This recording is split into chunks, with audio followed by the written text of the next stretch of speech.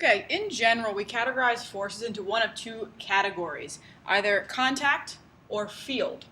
So let's take a look at some of the contact forces.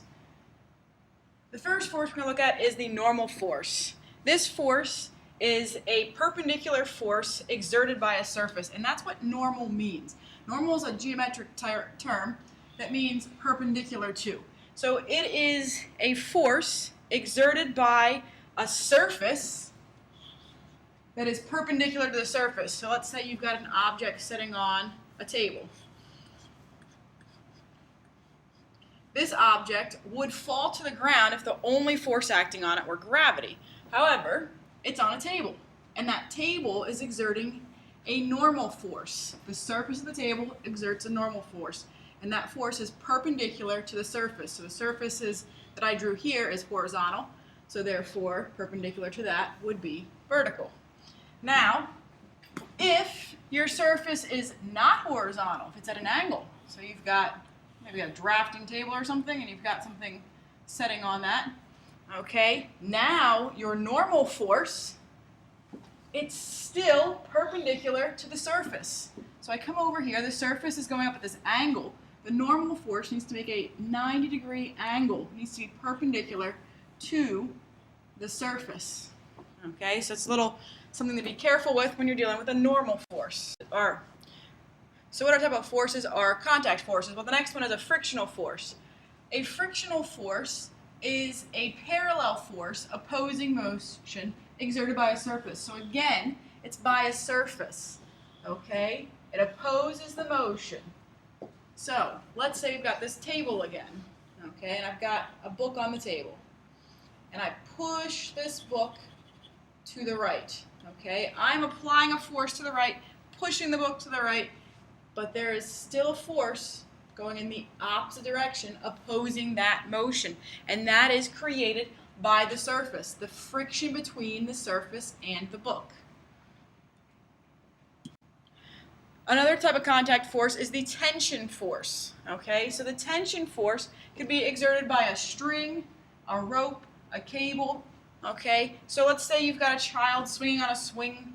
Okay, the rope or chain is providing a tension force that keeps the child from falling to the ground. Okay, suspension bridges, there's tension force there. All right, so a tension force is a force exerted by a string, rope, or cable.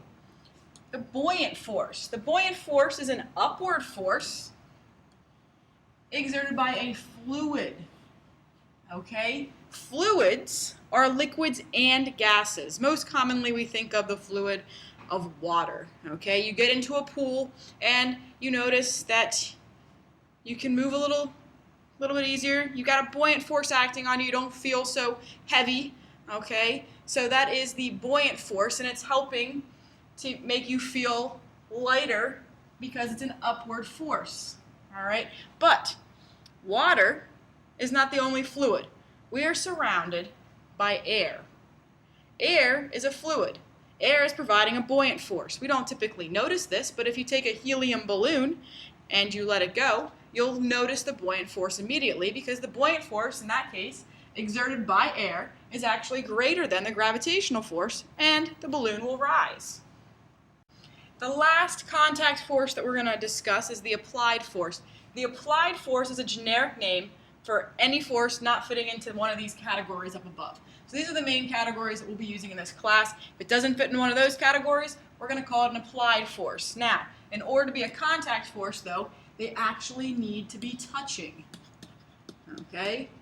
So the normal force, the surface is touching the book or whatever's on the surface. Friction force, again, the object is on the surface. They're touching. A tension force, you've got that cable connected to the next part, which is touching. The buoyant force, you're in the fluid, you're in water, you're in air.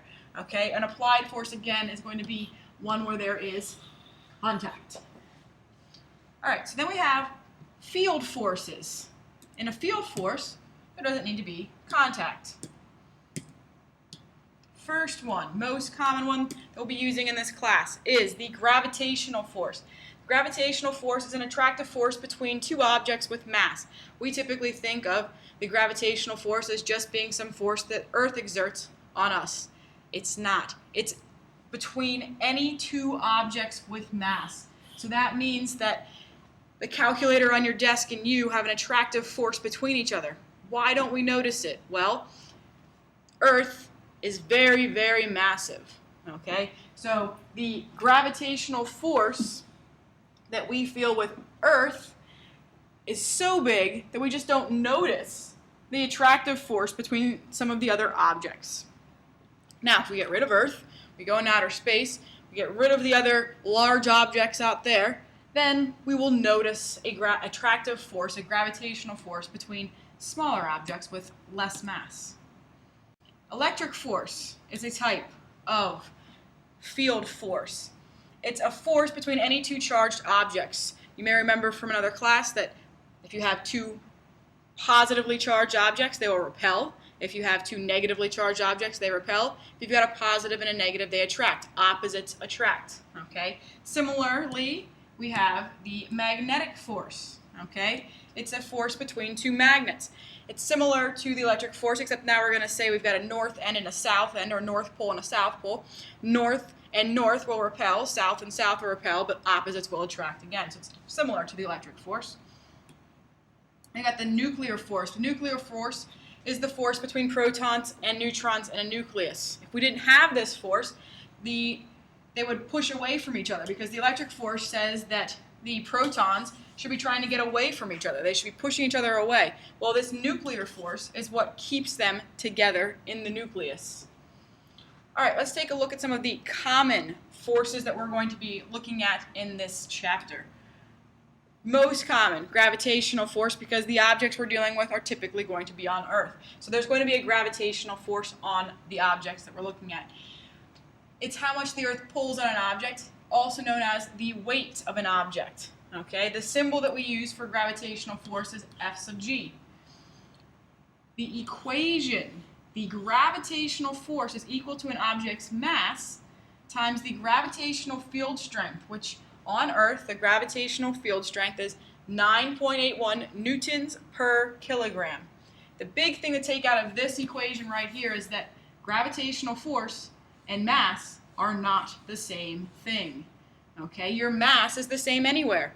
You're on Earth, you're in outer space, anywhere. Mass is the same. What will change is your weight, your gravitational force or your weight, and that is dependent upon some of the other objects that are nearby. On Earth, it's dependent upon the gravitational field strength, 9.81 newtons per kilogram.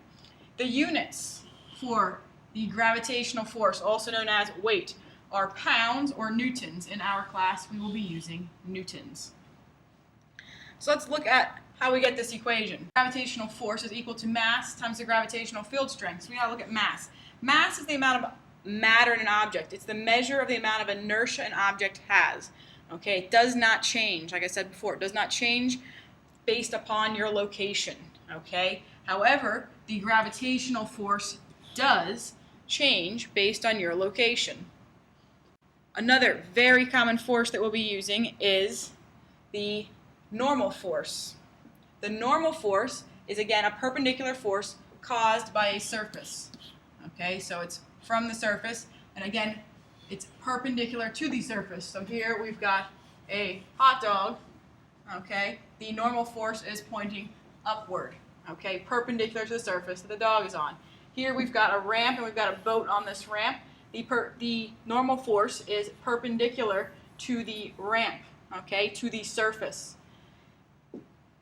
Sometimes people say the normal force, they call it the support force, because it is the force that supports an object. In this class, we are going to call it the normal force, and the symbol will be F sub n. The units are pounds or newtons, and we will be using newtons in this class. Another common type of force is the frictional force. It's a force that opposes motion. It slows you down, okay? It keeps the other forces from acting as great as they could, okay? You're going down the sliding board. It's going to oppose your motion. So if you're going this way at one instant in time, the frictional force is acting opposite, okay? As you're skiing, If you are skiing in this direction, the frictional force is going to be opposing your motion, so it'll be going in the opposite direction. Okay, we have two types of frictional forces. Kinetic friction for when you're moving, okay, and static friction for when you're not moving. Now you're thinking it's a force that opposes motion. Yes, but you don't have to be moving to have this force oppose. Say you've got an eraser, okay, and it's on a book. So this is a book. And you have the book laying level, that's fine. As you start to move the book, you open the book a little bit, the cover of the book, so now it's like this. The eraser might not move, okay? The reason it's not moving is because of static friction, okay? The frictional force is greater than the force that's pulling it to slide it down, okay? So there is static friction. It could be holding something in place. Equations. The force of kinetic friction is equal to the coefficient of kinetic friction. That is with this Greek letter mu. It's pronounced mu, M-U, okay? And this is the coefficient of kinetic friction multiplied by the normal force.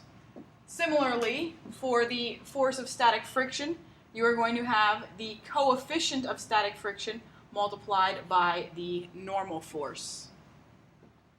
Okay, so we've talked about field forces versus contact forces. Contact forces are touching, field forces are not. And we've gone through a few of the most common types of forces that we'll be looking at in this class.